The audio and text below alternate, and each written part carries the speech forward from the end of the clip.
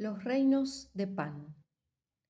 La realidad sensible siempre ha sido para mí una fuente de sorpresas, también de evidencias. En un lejano artículo de 1940, aludía a la poesía como el testimonio de los sentidos, testimonio verídico. Sus imágenes son palpables, visibles y audibles. Cierto, la poesía está hecha de palabras enlazadas que despiden reflejos, visos y cambiantes. Lo que nos enseña son realidades o espejismos. Rimbaud dijo, Echez-vous quelquefois ce que l'homme a cru voir, fusión de ver y creer. En la conjunción de estas dos palabras está el secreto de la poesía y el de sus testimonios. Aquello que nos muestra el poema no lo vemos con nuestros ojos de carne, sino con los del espíritu. La poesía nos hace tocar lo impalpable y escuchar la marea del silencio, cubriendo un paisaje devastado por el insomnio. El testimonio poético nos revela otro mundo dentro de este mundo, el mundo otro que es este mundo. Los sentidos, sin perder sus poderes, se convierten en servidores de la imaginación y nos hacen oír lo inaudito y ver lo imperceptible. ¿No es eso, por lo demás, lo que ocurre en el sueño y en el encuentro erótico? Lo mismo al soñar que en el acoplamiento abrazamos fantasmas. Nuestra pareja tiene cuerpo, rostro y nombre, pero su realidad real, precisamente en el momento más intenso del abrazo, se dispersa en una cascada de sensaciones que a su vez se disipan. Hay una pregunta que se hacen todos los enamorados y en ella se condensa el misterio erótico. ¿Quién eres? Preguntas sin respuesta. Los sentidos son y no son de este mundo. Por ellos, la poesía traza un puente entre el ver y el creer. Por ese puente, la imaginación cobra cuerpo y los cuerpos se vuelven imágenes.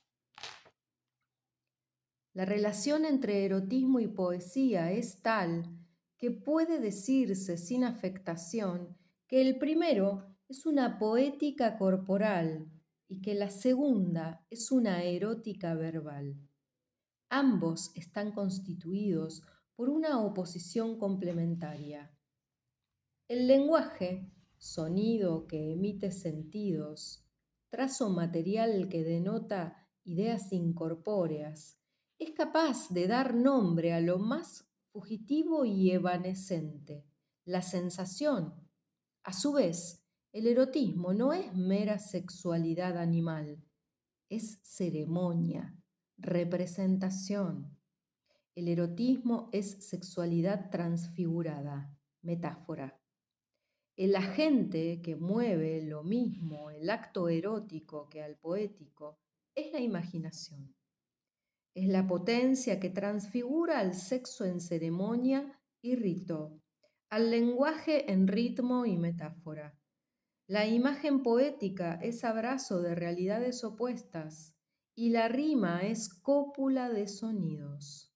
La poesía erotiza al lenguaje y al mundo porque ella misma, en su modo de operación, es ya erotismo.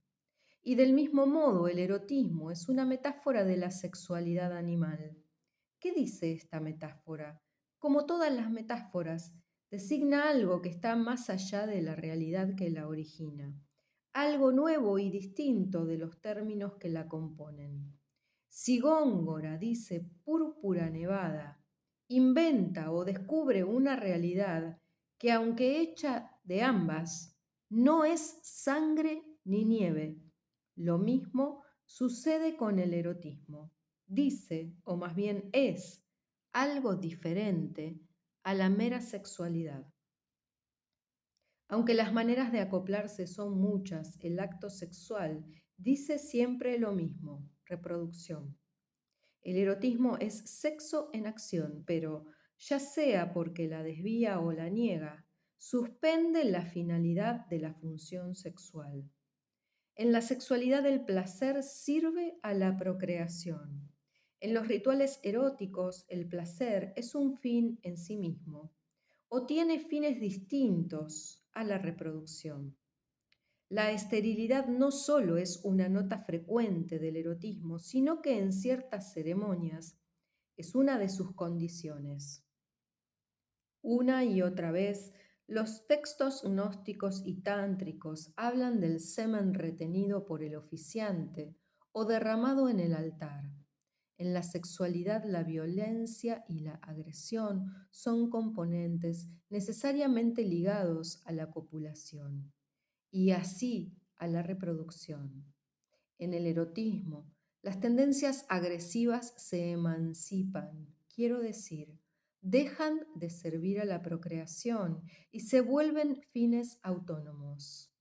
En suma, la metáfora sexual, a través de sus infinitas variaciones, dice siempre reproducción. La metáfora erótica, indiferente a la perpetuación de la vida, pone entre paréntesis a la reproducción. La relación de la poesía con el lenguaje es semejante a la del erotismo con la sexualidad. También en el poema, cristalización verbal, el lenguaje se desvía de su fin natural, la comunicación. La disposición lineal es una característica básica del lenguaje. Las palabras se enlazan una tras otra, de modo que el habla puede compararse a una vena de agua corriendo. En el poema, la linealidad se tuerce, vuelve sobre sus pasos, serpea. La línea recta cesa de ser el arquetipo en favor del círculo y la espiral. Hay un momento en que el lenguaje deja de deslizarse y, por decirlo así, se levanta y se mece sobre el vacío. Hay otro en el que cesa de fluir y se transforma en un sólido transparente, cubo, esfera, obelisco, plantado en el centro de la página. Los significados se congelan o se dispersan. De una y otra manera se niegan. Las palabras no dicen las mismas cosas que en la prosa. El poema no aspira ya a decir, sino a ser. La poesía pone entre paréntesis a la comunicación como el erotismo a la reproducción. Ante los poemas herméticos nos preguntamos perplejos, ¿qué dicen? Si leemos un poema más simple, nuestra perplejidad desaparece, no nuestro asombro. Ese lenguaje límpido, agua, aire, ¿es el mismo en que están escritos los libros de sociología y los periódicos? Después, superado el asombro, no el encantamiento, descubrimos que el poema nos propone otra clase de comunicación, regida por leyes distintas a las del intercambio de noticias e informaciones. El lenguaje del poema es el lenguaje de todos los días y al mismo tiempo ese lenguaje dice cosas distintas a las que todos decimos. Esta es la razón del recelo con que han visto a la poesía mística todas las iglesias.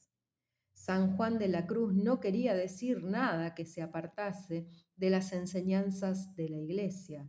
No obstante, sin quererlo, sus poemas decían otras cosas. Los ejemplos podrían multiplicarse. La peligrosidad de la poesía es inherente a su ejercicio y es constante en todas las épocas y en todos los poetas. Hay siempre una hendedura entre el decir social y el poético. La poesía es la otra voz. Como he dicho en otro escrito, por esto es a un tiempo natural y turbadora su correspondencia con los aspectos del erotismo negros y blancos a que he aludido antes. Poesía y erotismo nacen de los sentidos, pero no terminan en ellos. Al desplegarse, inventan configuraciones imaginarias, poemas y ceremonias.